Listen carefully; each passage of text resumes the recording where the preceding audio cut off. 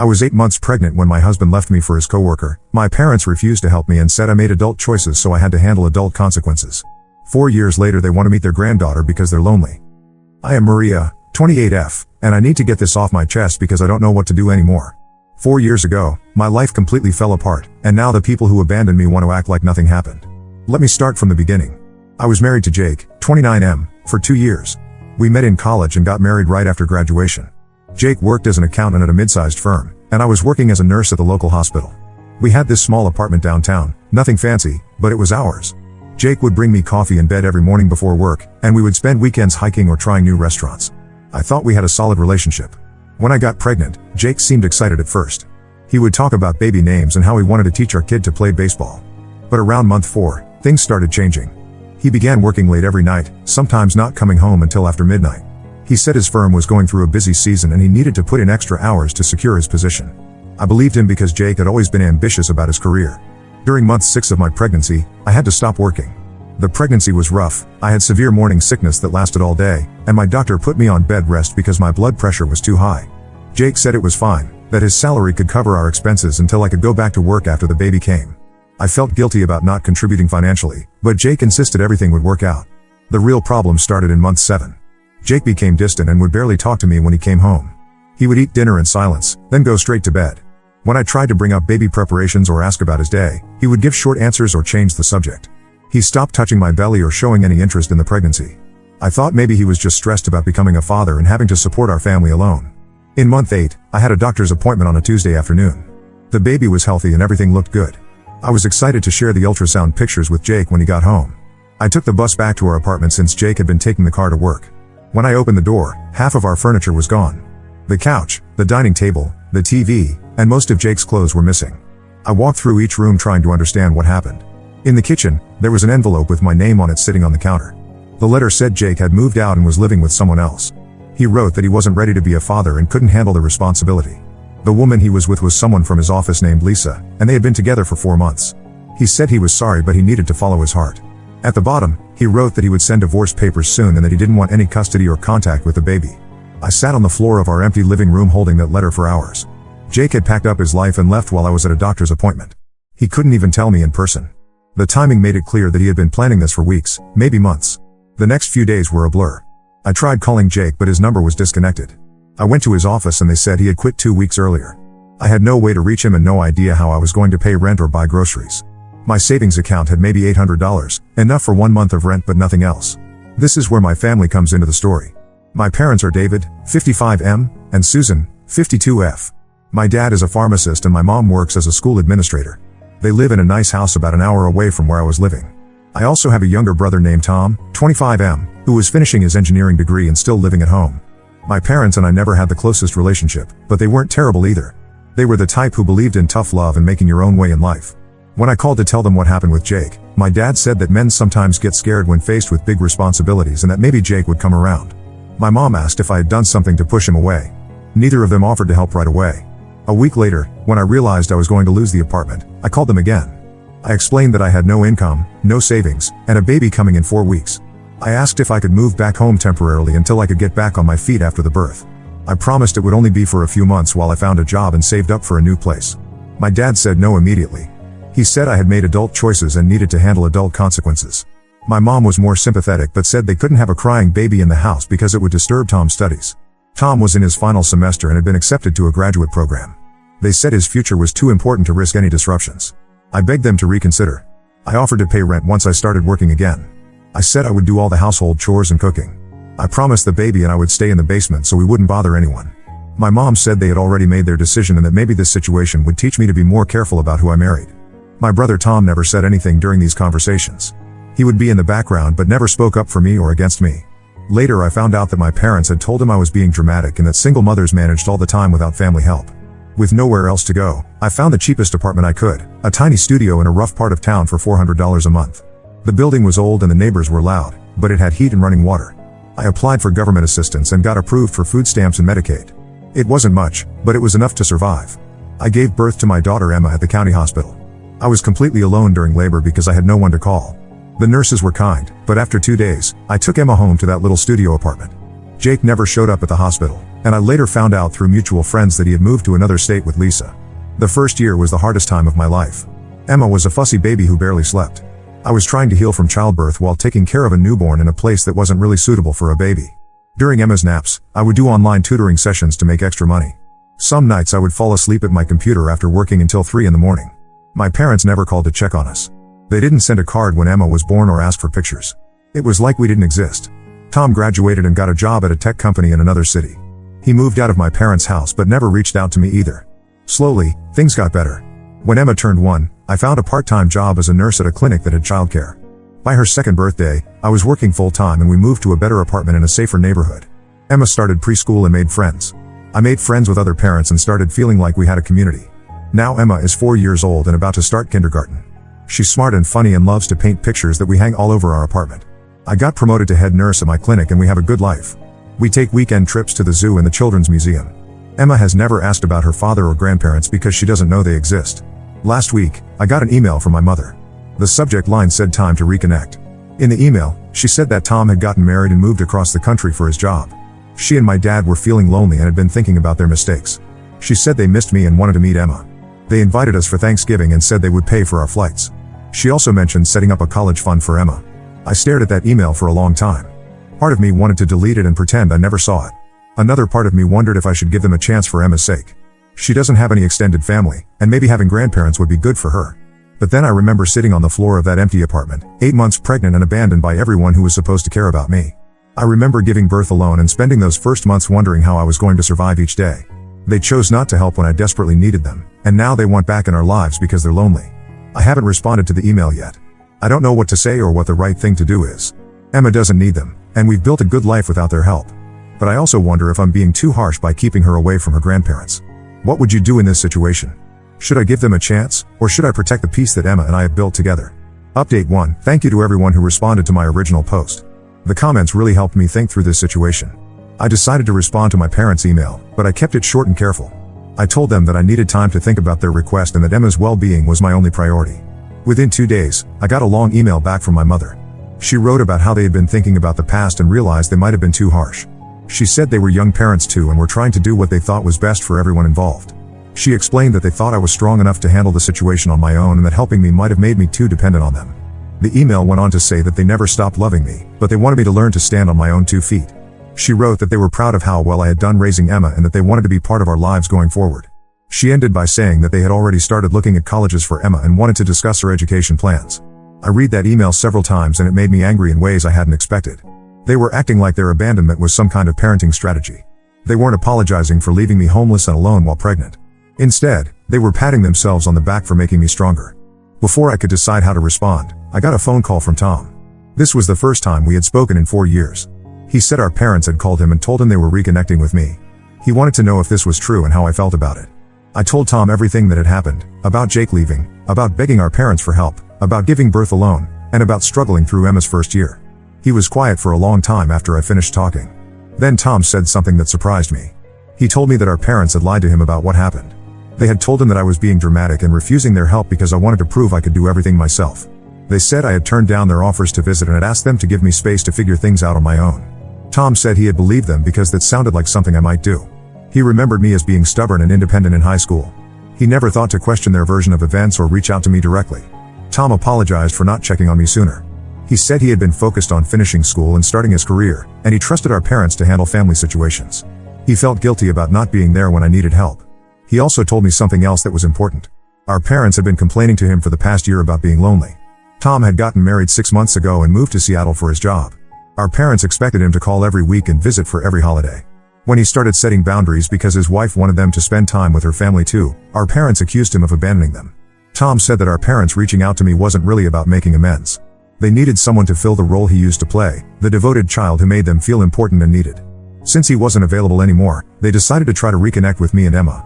This conversation with Tom changed how I saw the whole situation.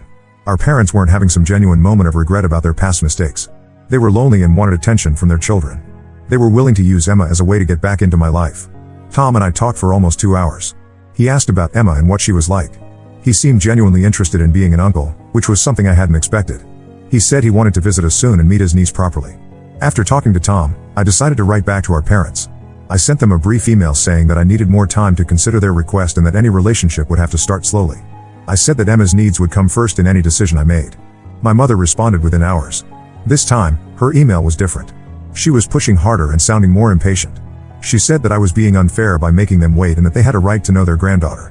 She wrote that holding grudges was unhealthy and that Emma deserved to have all her family in her life. She also said that they had already told their friends and neighbors about reconnecting with me and Emma. She said it would be embarrassing for them if I continued to refuse their attempts to rebuild our relationship. She ended the email by saying that they were planning to drive down to see us the following weekend whether I agreed or not. Reading that email, I realized that nothing had really changed. Our parents still thought they could make demands and pressure me into doing what they wanted. They weren't respecting my boundaries or my role as Emma's mother. They were acting like they had some automatic claim to our lives just because we were related. I forwarded the email to Tom and asked what he thought. He called me immediately and was angry after reading it. He said this was exactly the kind of manipulative behavior he had been dealing with since he got married. He told me that our parents had done similar things to him, showing up unannounced, telling other people about plans he had never agreed to, and trying to guilt him into spending more time with them. Tom said he was going to call our parents and tell them to back off. He wanted them to know that their version of events from 4 years ago wasn't the truth and that they needed to respect my decisions about Emma. I told Tom not to get involved yet. I wanted to handle this myself first. But it was good to know that he understood what I was dealing with and that he would support me if needed. Now I'm preparing for the possibility that our parents might actually show up at my apartment this weekend. Emma doesn't know anything about this situation yet, and I don't want her to be confused or upset by strangers claiming to be her grandparents. I've been thinking about what I want to say if they do come here. I know I need to be firm about my boundaries and make it clear that they can't force their way back into our lives.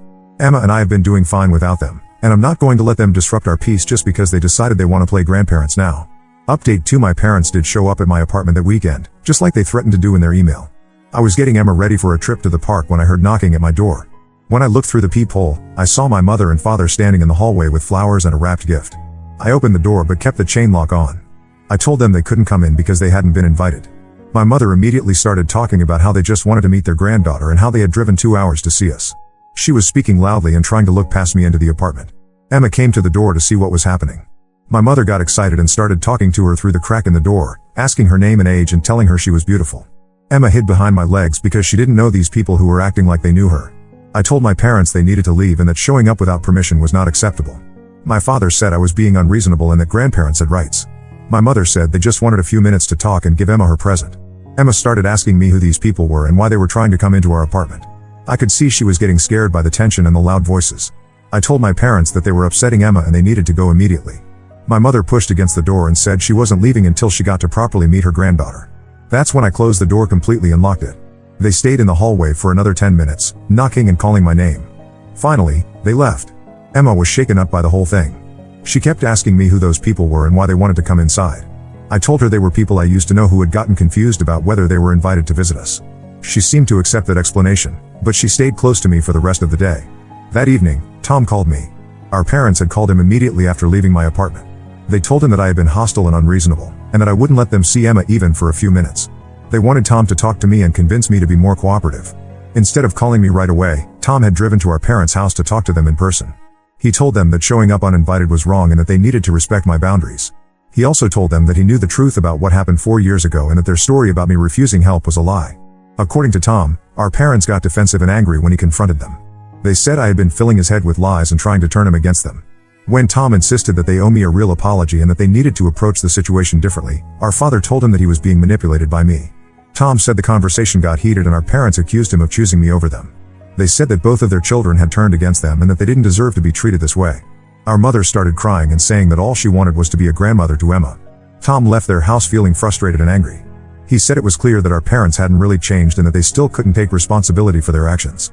He told me that he was going to reduce contact with them until they could approach both of us with genuine respect and accountability. 2 days later, I got another email from my mother. This one was much nastier than the previous ones. She said I was punishing them for mistakes they made years ago and that I was using Emma as a weapon against them. She wrote that I was denying Emma the chance to know her grandparents out of spite and selfishness. The email also said that I clearly hadn't learned anything from my marriage falling apart and that I was still making poor decisions that hurt the people around me. She said that if I continued to keep Emma away from them, they would look into their legal options for grandparent visitation rights. I showed the email to Tom and he was furious. He said this was exactly the kind of thing our parents did when they didn't get their way. They would attack and threaten instead of trying to understand the other person's perspective. He said he had seen them do this to his wife when she tried to set boundaries about holiday visits. Tom decided he was done trying to mediate the situation. He called our parents and told them that their behavior toward me was unacceptable and that he would not be talking to them again until they could treat both of their children with respect. He said that threatening legal action against me was the final straw for him. Our parents responded by sending Tom a long text message saying that he had been completely turned against them and that they were heartbroken by how their children had treated them. They said they had tried their best as parents and didn't deserve to be abandoned by both of their kids.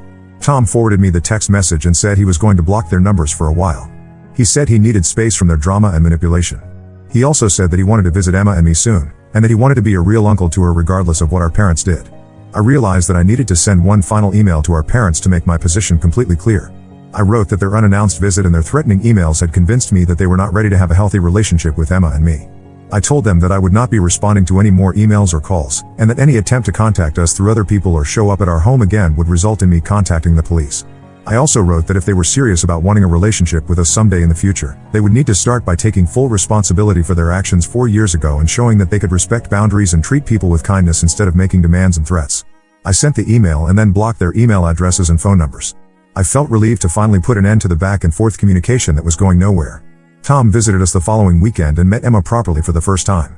She was shy at first but warmed up to him quickly when he brought her a set of watercolor paints and asked her to teach him how to paint flowers.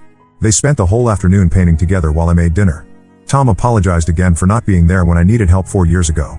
He said he understood now why I needed to protect Emma from our parents and that he supported my decision completely. He promised to visit us regularly and to be the kind of uncle Emma deserved to have. Emma has been asking about Uncle Tom every few days since his visit.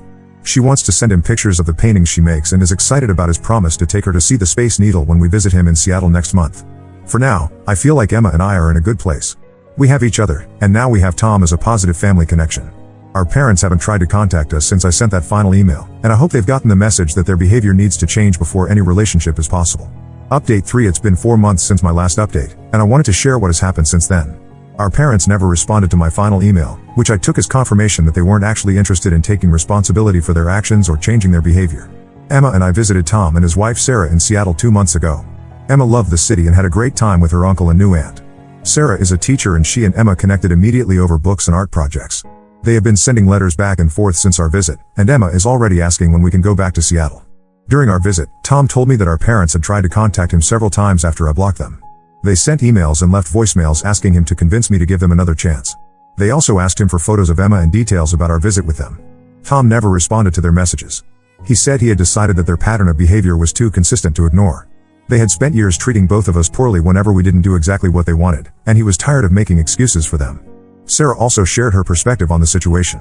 She said that when she and Tom got engaged, our parents had tried to take over their wedding planning and got angry when Sarah wanted to include her own family's traditions.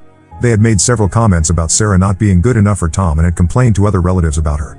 Sarah said she had tried to build a relationship with our parents for Tom's sake, but their constant criticism and boundary violations had made it impossible. She was relieved when Tom decided to limit contact with them because it had been causing stress in their marriage. About 6 weeks ago, I got a call at work from Emma's preschool. The director said that an older couple had come to the school asking about Emma and claiming to be her grandparents. They wanted to know what time school ended and what days Emma attended. The director had refused to give them any information and asked them to leave the property. The school director called me because the couple had seemed agitated when she wouldn't give them Emma's schedule. She wanted to make sure I knew about the incident and asked if I wanted to add their names to the list of people who were not allowed to pick up Emma or get information about her. I immediately called Tom and told him what had happened. He was angry and worried about Emma's safety. He said this kind of behavior proved that our parents hadn't accepted my boundaries and were now trying to access Emma through other means. Tom called our parents and told them that going to Emma's school was completely inappropriate and potentially illegal. He said that if they continued to try to contact Emma or me through third parties, he would help me file a restraining order against them. According to Tom, our parents denied going to the school at first, but eventually admitted it when he pressed them. They said they just wanted to see their granddaughter and didn't understand why that was wrong. Our father said they had a right to know their own family and that I was being cruel by keeping them away. Tom told them that their behavior was becoming scary and that they needed to stop immediately. He said that showing up at someone's workplace or their child's school was harassment, not grandparenting. Our parents got angry and accused Tom of being completely against them, but they didn't argue with his threat about the restraining order. Since that incident, there have been no more attempts by our parents to contact us directly or indirectly. I spoke with the school director again and she assured me that they would not allow our parents on the property and would call the police if they returned. Emma started kindergarten last month and is doing really well. She has made friends in her class and loves her teacher. She talks about wanting to write letters to Uncle Tom and Aunt Sarah to tell them about school. She has never asked about the people who came to our apartment or mentioned them again. I also got some unexpected news last month. Jake, my ex-husband, reached out through a mutual friend asking for my contact information. The friend said Jake wanted to talk to me about Emma and that he might be interested in being part of her life now. I thought about this for several days before deciding. I told the mutual friend that Jake had given up his parental rights and that Emma and I had built a life without him. I said that if he was genuinely interested in being a father to Emma, he would need to go through proper legal channels and prove that he was stable and committed. I also said that any conversation about him meeting Emma would have to start with him taking full responsibility for abandoning us and showing that he understood the impact of his actions. The mutual friend said she would pass along my message, but I haven't heard anything back from Jake since then. Emma and I are planning to spend Christmas with Tom and Sarah in Seattle this year. Emma is excited about seeing snow and helping Sarah bake cookies. Tom said he wants to start a tradition of the four of us spending holidays together since we are each other's chosen family now. I've been thinking about how different my life is now compared to 4 years ago. When Emma was born, I felt completely alone and abandoned by everyone who was supposed to care about us. Now we have a small but strong family with Tom and Sarah, good friends from Emma's school and my work, and a stable life that we built together. Our parents made their choice 4 years ago when they decided their comfort was more important than our survival. They had multiple opportunities to approach this situation with genuine accountability and respect, but instead they chose manipulation, demands, and boundary violations. I don't spend time wondering if I made the right decision anymore. Emma is thriving, and we have people in our lives who truly care about us and treat us with kindness. That's what family should be, not people who only show up when it's convenient for them or when they need something from you. Some people might think I should give our parents another chance for Emma's sake, but I believe I'm protecting her by keeping people out of her life who can't respect boundaries or treat others with basic decency. Emma deserves to be surrounded by people who will be consistent, reliable, and genuinely caring toward her. Tom and Sarah have shown Emma what healthy family relationships look like. They keep their promises, they respect our schedules and decisions, and they show up because they want to be part of our lives, not because they expect something from us. I'm grateful for the support I received from everyone who responded to my posts. Your advice helped me stay strong in my decisions and reminded me that I wasn't asking for too much by expecting basic respect and accountability from people who wanted to be part of Emma's life. Emma and I are doing well, and we're looking forward to our future with the family we've chosen and who has chosen us back. Now let's move to the next story. Story 2. My sister invited my abusive ex to my wedding to stop me from marrying the man she secretly loved, so I helped her boyfriend catch her at work and she lost everything. Hi Reddit. I, 32F, never thought I'd be posting here, but after everything that's happened, I need to get this off my chest. The title might sound harsh, but please hear me out. This is going to be a long read. I'm the older of 2 sisters in what I always thought was a pretty normal family. Our parents worked hard to give us a good life, and while they weren't strict, they taught us strong values. My sister Catherine, 28F, and I used to be close when we were kids, but things started changing in her teenage years. She became more attention-seeking and somehow always ended up in trouble. My parents spent a lot of time dealing with her issues, failed classes, sneaking out, lying about where she was going.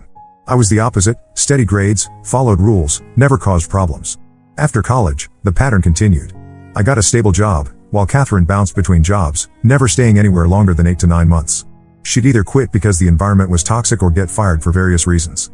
Our parents kept helping her financially, paying her rent when she couldn't, covering her car payments. I tried to help too, got her interviews at my company twice, but she didn't show up for one and was late to the other. I met my husband Tyler at my friend Lisa's 30th birthday party 3 years ago. He was Lisa's coworker, and the moment we started talking, everything clicked. He's thoughtful, stable, great sense of humor, basically everything I'd been looking for. We dated for a year before moving in together, and that's when I started noticing Catherine's weird behavior. She'd show up at our place unannounced, always when she knew Tyler would be home. If Tyler was working late, suddenly she'd be too busy to come over. She started asking me weird questions about our relationship, if we ever fought, if I thought he was really committed, if I worried about our age gap. It's only 2 years. At first, I thought she was just being protective or maybe jealous that I was spending less time with her. I should mention my ex, Brett, here because he's important to this story. Brett and I dated for 2 years in my mid-20s. The relationship started great, but he slowly became controlling. He'd check my phone while I was sleeping, show up at my workplace unannounced, and get angry if I went out with friends without him. He isolated me from everyone except family. The final straw came during an argument about me texting a male colleague about work. He pushed me against a wall and threatened worse if I ever disrespected him again. I left that night, stayed with my parents, and got a restraining order. The whole family knows what happened. Catherine even helped me move my stuff out of his place. Last year, Tyler proposed during a weekend trip to the beach. It was perfect and I was over the moon. When we announced it at family dinner, Catherine seemed oddly quiet, but I was too happy to notice. She perked up when I started talking about wedding planning and practically begged to help. Given her track record of not following through on things, I was hesitant. But she seemed so enthusiastic and promised she'd take it seriously. Tyler was skeptical, but I convinced him to give her a chance. Big mistake. The problem started small. She'd forget to relay messages from vendors. Appointments would get mixed up. But she always had an excuse and would fix things just in time to look like she'd saved the day. Then bigger issues started happening. The venue claimed they never received our deposit, but I had transferred the money to Catherine weeks ago. The florist canceled because final selections were never confirmed, though Catherine swore she'd handled it. The caterer had us down for 50 guests when we needed food for 150. Each time something went wrong, Catherine would act devastated and somehow manage to fix it at the last minute. She'd make herself look like the hero while I was starting to feel crazy for doubting her. Tyler suggested we take over the planning ourselves, but I defended Catherine. She was my sister and I thought she was really trying to help. 2 weeks before the wedding, I caught her going through Tyler's phone at our parents' house. She'd volunteered to help set up for Sunday dinner, and Tyler had left his phone charging in the kitchen while helping Dad with something in the garage. I walked in and she quickly put the phone down, claiming she was just trying to show Mom some wedding photos I'd sent Tyler. It felt off, but I had so much other wedding stuff to deal with that I let it slide. The wedding day started normally enough. Everything seemed perfect, the venue looked amazing, the flowers were exactly what I wanted, all the vendors were on time. I was in the bridal suite with my bridesmaids when I heard commotion outside. Before anyone could stop me, I peeked out and saw Brett arguing with the security guards. My heart stopped. He was yelling about needing to talk to me, saying I was making a huge mistake. Security removed him, but I was shaking. How did he even know about the wedding? I haven't had any contact with him since the restraining order expired 3 years ago. That's when my best friend Sarah, who never liked Catherine, showed me something on her phone. She'd noticed Catherine acting sketchy and managed to get into her unlocked phone while Catherine was in the bathroom. There were weeks of messages between Catherine and Brett. She'd sent him all the wedding details, told him I wasn't happy with Tyler, and convinced him I still had feelings for him. She promised to help him win me back because she couldn't stand seeing me settle for the wrong man. But it got worse. Sarah found messages between Catherine and her boyfriend Ryan where Catherine wrote about her feelings for Tyler. How she'd seen him first at Lisa's party but had swooped in and stolen him. How she was trying to stop the wedding so she could finally tell Tyler how she felt. She even complained to Ryan about how unfair it was that her plain older sister got such an amazing guy while she was stuck with him. I was devastated but refused to let them ruin my day. The wedding went ahead, though not as smoothly as planned. Catherine acted completely shocked about Brett showing up, playing the concerned sister role perfectly. My parents were furious when they found out what she'd done, but we decided to deal with it after the honeymoon. When we got back, I showed Ryan everything, Catherine's messages with Brett, her confessions about Tyler, all of it. Ryan was hurt but thanked me. That's when he told me about Catherine's suspicious behavior with her colleague Mike. Apparently, she'd been spending a lot of time with him at work, going to lunch together daily, texting at all hours. She always dismissed Ryan's concerns, saying Mike was just a friend and Ryan was being paranoid. That's what gave me the idea for revenge. I might have gone too far, but after what she did to me, I don't regret it. I helped Ryan plan a surprise visit to Catherine's workplace, knowing she'd be having her daily lunch meeting with Mike. The rest, as they say, is history. Update 1: A lot has happened since my last post. The workplace confrontation I helped plan went down yesterday, and it was even messier than I expected. I wasn't there personally, but Ryan told me everything, and bits and pieces have been filtering in from other sources too. Ryan took a day off from his own job to do this. He'd been tracking Catherine's lunch patterns for a week. She always took exactly 75 minutes for lunch instead of the standard hour, always with Mike, always in his office with the door closed. According to other employees Ryan spoke with, this had been going on for months. He timed his visit perfectly, 12:45 p.m., when Catherine would definitely be in Mike's office. Ryan told me he almost backed out at the last minute. He stood in the parking lot for 15 minutes, debating whether he really wanted to know the truth. But then he remembered all the messages about Tyler, about how Catherine thought she was settling for Ryan, and that gave him the push he needed. The office receptionist recognized Ryan from company parties and let him in without question. He made his way to Mike's office on the 3rd floor. Through the glass partition, he could see them sitting together on Mike's desk chair, heads bent over Mike's phone, laughing about something. Catherine was practically in Mike's lap. According to Ryan, they looked like a couple who'd been together for years, completely comfortable with each other. Ryan knocked once and walked in. He said Catherine jumped away from Mike so fast she knocked over a cup of coffee. Her face went from shock to fear to anger in seconds. Mike just looked confused, probably because Catherine had never mentioned having a boyfriend. She'd been wearing her promise ring from Ryan. Yes, they'd exchanged promise rings 6 months ago, on a chain around her neck at work, claiming it was because she couldn't wear rings while typing. Instead of yelling or causing a scene like Catherine probably expected, Ryan calmly walked to Mike's desk. He placed a folder containing printouts of Catherine's messages, the ones about Tyler, her conversations with Brett about ruining my wedding, everything. He looked at Mike and said, "She's all yours," before turning to leave. That's when Catherine started panicking. She ran after Ryan, grabbing his arm, causing a scene in the middle of the office. She was crying, saying she could explain everything, that it wasn't what it looked like. By this point, several co-workers had come out of their offices to watch the drama unfold. Ryan told me some were recording it on their phones. I'm sure those videos are circulating around the office now. Their argument attracted attention from the higher-ups. Catherine's direct supervisor and the department head came to investigate the commotion. This is where things really went sideways. In her panic to explain herself, Catherine started revealing things she shouldn't have. She mentioned using company time to contact Brett about my wedding. She talked about making long-distance calls to him from her office phone. She even admitted to using the company printer for wedding-related documents. Apparently, she'd been running a side business of sorts, using company resources to print wedding invitations for people. The department head's face apparently got stonier with each admission. He immediately called IT to pull her phone records and print logs. That's when they discovered she'd been making personal international calls to someone in Europe, probably another secret she was keeping. But the real bombshell came when Ryan, who was done being manipulated, revealed something that made me want to throw up. The night before my wedding, during Tyler's bachelor party, Catherine had shown up at the bar by coincidence. Ryan was there as one of Tyler's groomsmen. After most people had left, Catherine cornered Tyler outside the bathroom and tried to kiss him. Tyler pushed her away immediately and left, but Catherine begged Ryan not to tell me. She cried, said she was drunk and confused, promised it would never happen again. She manipulated Ryan into keeping quiet by saying it would ruin my wedding day if I found out. When Ryan told me this part today, I called Tyler immediately. He confirmed everything but said he didn't tell me because he didn't want to cause drama right before the wedding. He planned to tell me after we got back from the honeymoon. I'm not angry at Tyler, he was trying to protect my happiness on my wedding day. But I'm furious at Catherine for putting him in that position. The fallout has been massive. Catherine's bosses are conducting a full audit of her expenses and computer usage. Mike has apparently gone to HR to protect himself, claiming Catherine had been making unwanted advances despite his request to keep things professional. This completely contradicts what Ryan saw, but I guess Mike is trying to save his own skin. Ryan moved out of their shared apartment last night. He's staying with friends until he can find a new place. Catherine's been blowing up everyone's phones, mine, Ryan's, our parents', even Tyler's.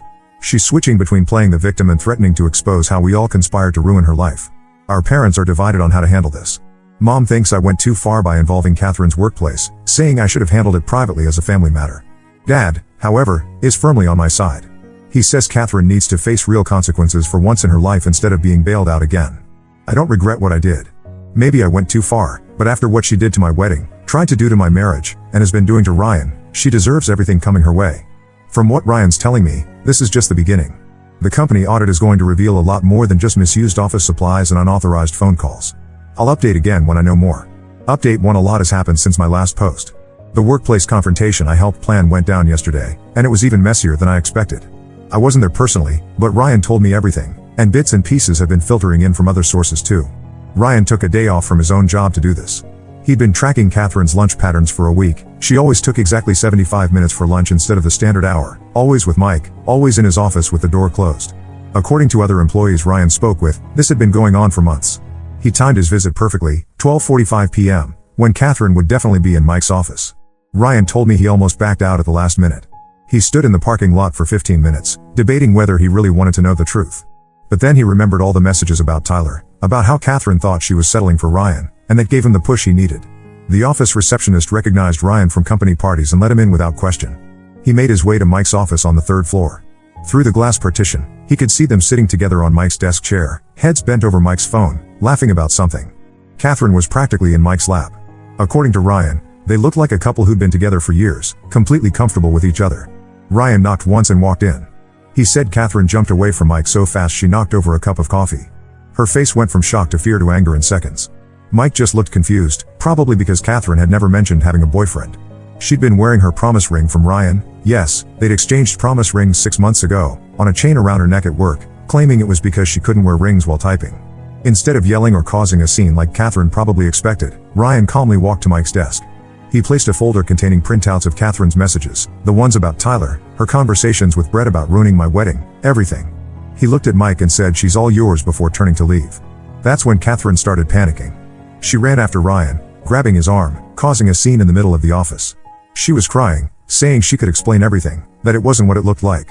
By this point, several coworkers had come out of their offices to watch the drama unfold. Ryan told me some were recording it on their phones. I'm sure those videos are circulating around the office now. Their argument attracted attention from the higher-ups. Catherine's direct supervisor and the department head came to investigate the commotion. This is where things really went sideways. In her panic to explain herself, Catherine started revealing things she shouldn't have. She mentioned using company time to contact Brett about my wedding. She talked about making long-distance calls to him from her office phone. She even admitted to using the company printer for wedding-related documents. Apparently, she'd been running a side business of sorts, using company resources to print wedding invitations for people. The department head's face apparently got stonier with each admission. He immediately called IT to pull her phone records and print logs. That's when they discovered she'd been making personal international calls to someone in Europe, probably another secret she was keeping. But the real bombshell came when Ryan, who was done being manipulated, revealed something that made me want to throw up. The night before my wedding, During Tyler's bachelor party, Catherine had shown up at the bar by coincidence. Ryan was there as one of Tyler's groomsmen. After most people had left, Catherine cornered Tyler outside the bathroom and tried to kiss him. Tyler pushed her away immediately and left, but Catherine begged Ryan not to tell me. She cried, said she was drunk and confused, promised it would never happen again. She manipulated Ryan into keeping quiet by saying it would ruin my wedding day if I found out. When Ryan told me this part today, I called Tyler immediately. He confirmed everything but said he didn't tell me because he didn't want to cause drama right before the wedding. He planned to tell me after we got back from the honeymoon. I'm not angry at Tyler, he was trying to protect my happiness on my wedding day. But I'm furious at Catherine for putting him in that position. The fallout has been massive. Catherine's bosses are conducting a full audit of her expenses and computer usage. Mike has apparently gone to HR to protect himself, claiming Catherine had been making unwanted advances despite his request to keep things professional. This completely contradicts what Ryan saw, but I guess Mike is trying to save his own skin. Ryan moved out of their shared apartment last night. He's staying with friends until he can find a new place. Catherine's been blowing up everyone's phones, mine, Ryan's, our parents, even Tyler's. She's switching between playing the victim and threatening to expose how we all conspired to ruin her life. Our parents are divided on how to handle this. Mom thinks I went too far by involving Catherine's workplace, saying I should have handled it privately as a family matter. Dad, however, is firmly on my side. He says Catherine needs to face real consequences for once in her life instead of being bailed out again. I don't regret what I did. Maybe I went too far, but after what she did to my wedding, tried to do to my marriage, and has been doing to Ryan, she deserves everything coming her way. From what Ryan's telling me, this is just the beginning. The company audit is going to reveal a lot more than just misused office supplies and unauthorized phone calls. I'll update again when I know more. Update 2: the situation with Catherine has gotten even worse, if that was possible. The audit results came back, and they're far more damaging than anyone expected. What started as an investigation into misused company resources for wedding sabotage turned into the discovery of systematic fraud. For the past 8 months, Catherine had been submitting fake expense reports for client meetings that never happened. She created elaborate spreadsheets documenting meetings with potential clients, complete with fake email addresses and phone numbers. She even forged signatures on meeting confirmation documents. The total amount she fraudulently claimed in reimbursements is over $15,000. But here's the truly despicable part: she had created a paper trail implicating her assistant, Jenny. She'd been slowly building a case to pin everything on Jenny if she ever got caught. There were suspicious emails drafted but not sent from Jenny's computer. Catherine had access to her login because Jenny trusted her, documents saved on Jenny's drive, and even a fake confession letter saved as a draft. The company's IT team found all of this during their investigation. The company isn't just firing her, they're pressing charges. The HR director called me yesterday because apparently, Catherine listed me as her emergency contact instead of our parents. He wanted to give me a heads up that they would be pursuing legal action. They've already contacted the police and their legal team is preparing the paperwork. Mike, the colleague she was getting cozy with, has completely thrown her under the bus. He went to HR with a detailed statement claiming Catherine had been sexually harassing him for months. According to his statement, she'd send inappropriate messages after work hours, corner him in the break room, and make unwanted physical contact despite his repeated requests to maintain professional boundaries. He even presented screenshots of him telling her to stop texting him late at night. Ryan showed me some of Catherine's recent messages. She's been bombarding him with texts and emails, switching between begging him to come back and blaming everyone else for her problems. She actually wrote, "None of this would have happened if my sister hadn't stolen Tyler from me." She knew I saw him first at that party. She knew I was interested in him. But she had to have him for herself because she's always been jealous of me. The delusion in these messages is frightening. She wrote about how she and Tyler had meaningful eye contact at family dinners, how he would specifically laugh at her jokes, and how he was clearly settling for second best with me. She genuinely seems to believe there was something between them when Tyler barely even remembers talking to her at family gatherings. But the most shocking revelation came from my mom yesterday. She called me crying, saying she needed to tell me something she should have shared years ago. Apparently, Catherine had done something similar in high school. She became obsessed with her best friend Rachel's boyfriend and tried to break them up. She spread rumors about Rachel cheating, wrote fake love letters from the boyfriend to herself, and eventually tried to kiss him at a party. When he rejected her, she told everyone he had tried to assault her. The truth came out eventually, and Mom sent her to counseling, but clearly it didn't help much. Mom blames herself for not telling me about this incident before. She thought Catherine had grown out of such behavior after therapy. She kept it quiet to protect Catherine's reputation, thinking it was just a phase. Now she realizes she should have warned me when Catherine started showing too much interest in Tyler. Ryan has moved all his stuff out of their apartment and is staying with friends. He's already started seeing someone new, a girl he met at his gym. Catherine found out through mutual friends and had a complete meltdown. She showed up at his gym, crying and causing a scene until they threatened to call the police. She tried to get our dad to talk to Ryan, but Dad refused. He told her she needed to face the consequences of her actions for once in her life. This led to another meltdown where she accused our parents of always favoring me and making her feel like she had to compete for everything. I don't know what's going to happen with the legal charges, but I do know this: I'm done with Catherine. The sister I thought I had never really existed. It was all an act, and now that the mask has slipped, I can't unsee who she really is. Update 3. It's been a month since my last update, and everything has finally settled, though not in the way Catherine probably hoped. The company followed through with pressing charges. She's been formally charged with fraud and embezzlement. Her lawyer advised her to take a plea deal, which means she'll likely avoid jail time but will have to pay full restitution and serve probation. The job loss hit her hard financially. She can't find new employment because the charges show up in background checks. Last week, her landlord served her with an eviction notice because she hasn't paid rent in 2 months. She tried applying for jobs using our parents' address to hide her current address, but that backfired when potential employers called her previous workplace for references. Ryan has completely moved on. He's officially dating the girl from his gym, Sarah, and they seem really happy together. I met her last week. She's lovely and completely different from Catherine. She has a stable job as a kindergarten teacher and a very drama-free life. The contrast with Catherine couldn't be more stark. The real surprise came when Jenny, Catherine's former assistant, reached out to me through LinkedIn. She wanted to thank me for inadvertently helping expose Catherine's schemes. Apparently, Catherine had been making her work-life hell for months, subtly threatening her job security and taking credit for her work. Jenny has now been promoted to Catherine's old position, and the company is paying for her to get additional certifications. My parents finally united in their disappointment with Catherine after she tried to blame them for everything. She showed up at their house last week, screaming about how they'd ruined her life by always comparing her to me and making her feel like she wasn't good enough. She accused Mom of favoritism because Mom helped me more with wedding planning, after Catherine messed everything up, and Dad of being controlling because he refused to lend her money for a lawyer. Last night, she showed up at our house unannounced. She was crying about being about to be evicted and needing help. Tyler answered the door while I stayed in the kitchen. She tried to push past him to get to me, but he blocked her way. That's when she started screaming that she'd always loved him more than I could, that they were meant to be together, and that he was trapped in a loveless marriage with me. Tyler, who's usually very calm and polite, told her she needed professional help and that if she came to our house again, we'd get a restraining order. She screamed that we'd regret this, that karma would get us for destroying her life. I walked to the door and simply said, "You destroyed your own life, Catherine. We just exposed what you did." Then I closed the door while she was mid-rant. I've blocked her on everything: phone, email, social media. I told our parents I'm done with her and they understand. They're not cutting her off completely, but they've set firm boundaries about not giving her money or letting her manipulate them anymore. Tyler got a promotion at work that requires us to relocate to another state. We're moving next month and honestly, it's perfect timing. A fresh start away from all this drama is exactly what we need. We haven't told Catherine about the move and don't plan to. She'll find out when we're already gone. Sometimes people say blood is thicker than water, but I've learned that toxic is toxic, regardless of blood relation. I've mourned the sister I thought I had and accepted that she never really existed. Thank you to everyone who supported me through this journey. I'm looking forward to starting our new life drama-free.